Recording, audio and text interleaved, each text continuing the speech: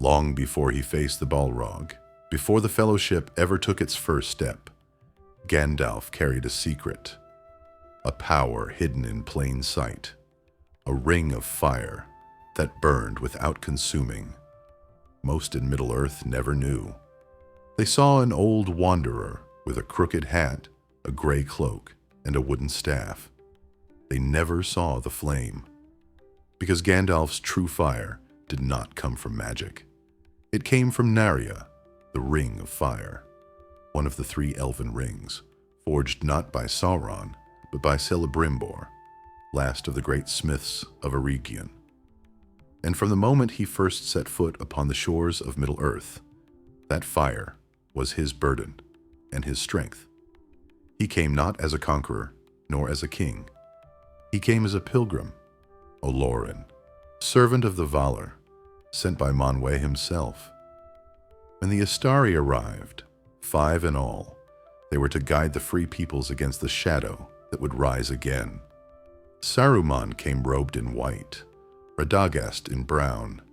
2 others vanished into the east and were never seen again. But the last of them came quietly, gray as ash, humble, unassuming. And it was to him, of all beings, that Círdan the shipwright entrusted one of the greatest treasures ever made. Círdan looked upon Gandalf and saw more than any other could. He saw the wisdom that came from compassion and the quiet fire of one who would bear great sorrow. So he said, "Take this ring, for your labors will be heavy, and it will support you in weariness. Through it, you may rekindle hearts to resist despair." That ring was Narya, the Ring of Fire, forged not to rule, but to inspire. Its flame was the spark of courage, the warmth of hope in a world that had forgotten both. From that day onward, Gandalf bore it in secret. He spoke of it to no one, not even to Elrond, not even to Galadriel, for the time had not yet come.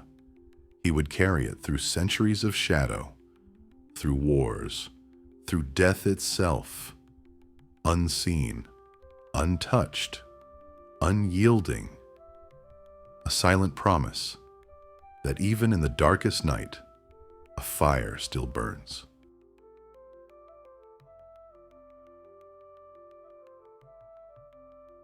The 3 elven rings were unlike any others in Middle-earth. They were untouched by Sauron's hand, pure fragments of the light of Valinor, made not for war, but for preservation. Vilya, the Ring of Air, guarded wisdom. Nenya, the Ring of Water, preserved beauty. But Narya, the Ring of Fire, it was made to awaken hearts. While the others sought to shield their bearers from decay, Narya's fire was meant to spark life in those already fading. It burned not to destroy, but to endure, the flame of resilience. Tolkien himself called it the power to inspire others to resist tyranny, domination, and despair. That is why Círdan gave it to Gandalf and not to Saruman. Because Gandalf's greatest strength was not in might, but in mercy. Where others ruled through fear, he ruled through courage. Where others sought victory, he sought endurance. Everywhere Gandalf went, he kindled hearts against the shadow. From the men of Gondor who had lost faith, to the riders of Rohan crushed by despair, to Frodo and Sam trembling beneath the weight of a world's evil. They did not follow him because he commanded them. They followed because he reminded them that light still existed and that it could not be quenched. And yet, no one ever saw the ring. No one knew the source of that quiet fire that burned in his words. To most, he was simply a wise old wanderer. But for those who looked closer, they could feel it, that warmth, that unseen power that defied despair. That was Narya's true magic, the fire that does not consume, the flame that does not scorch, the light that endures when all others fail.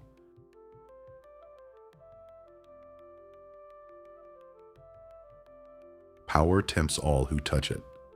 That was the lesson of the First Age, the curse of Numenor, and the downfall of Sauron himself. Yet Gandalf bore a ring of power for nearly 2,000 years, and no one ever knew. He never flaunted it. He never used it to command. He never even spoke its name. Because Gandalf understood what few others did, that true power is not in wielding fire, but in choosing when not to burn. While Saruman obsessed over the hidden arts of the One Ring, while he searched for dominion and wisdom beyond his reach, Gandalf walked the lands quietly, unseen, unthanked, and unafraid.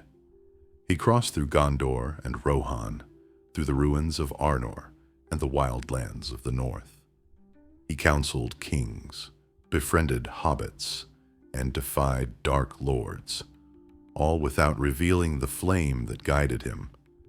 Even when he fell in Moria, when the Balrog dragged him into the abyss, and light and shadow clashed beneath the mountain, the Ring of Fire never left him. And perhaps it was that very flame that kept his spirit alive when death claimed him. When his body was broken and his will undone, it was said that the Valar sent him back, not as Gandalf the Grey, but as Gandalf the White, reborn in light, purged by fire, restored to finish his task. Some believe that Narya's fire, the courage, the endurance, the will to stand against despair, was what allowed him to return. Not through domination, but through purpose. Even after that, he still kept the ring hidden. Not until the very end, not until the Grey Havens when he prepared to sail into the west, did the truth finally come to light. There, for a fleeting moment, the fire that had burned unseen for an age shone openly once more. A fire that had never been meant to conquer, only to endure.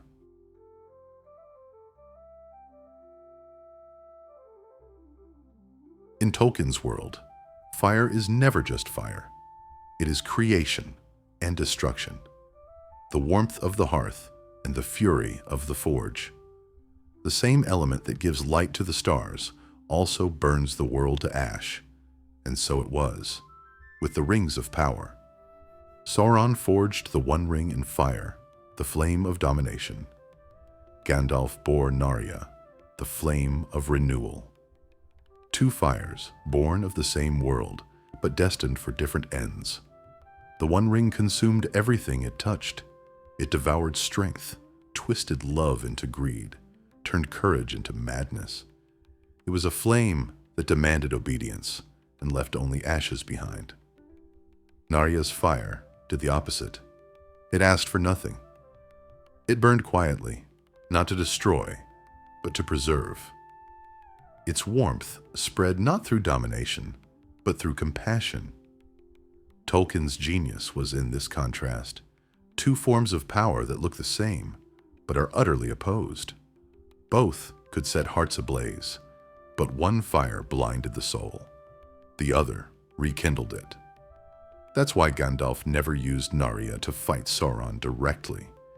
He understood that power used in rivalry becomes the same power it resists.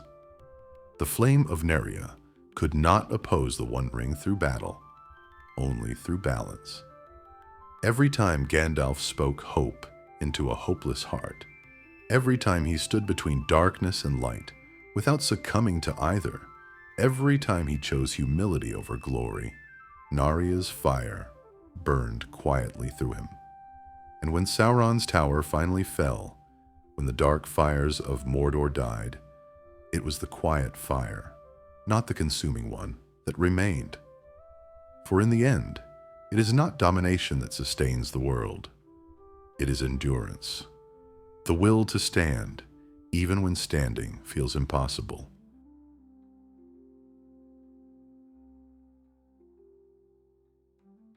When the War of the Ring was over, the world changed. The shadows were lifted, the kingdoms of men were reborn, and peace at last came to Middle-earth. But the age of magic, the age of wonder, was ending. The great powers were departing. The elves were sailing west, their songs fading across the sea. Galadriel, Elrond, even Frodo, all carried the memory of ages that could not remain. And among them walked Gandalf, no longer the gray, no longer even the white, but the last keeper of the Ring of Fire. When he stepped aboard the ship, he carried Narya openly at last. Its red jewel glimmered in the fading sun, like the final spark of an ancient fire.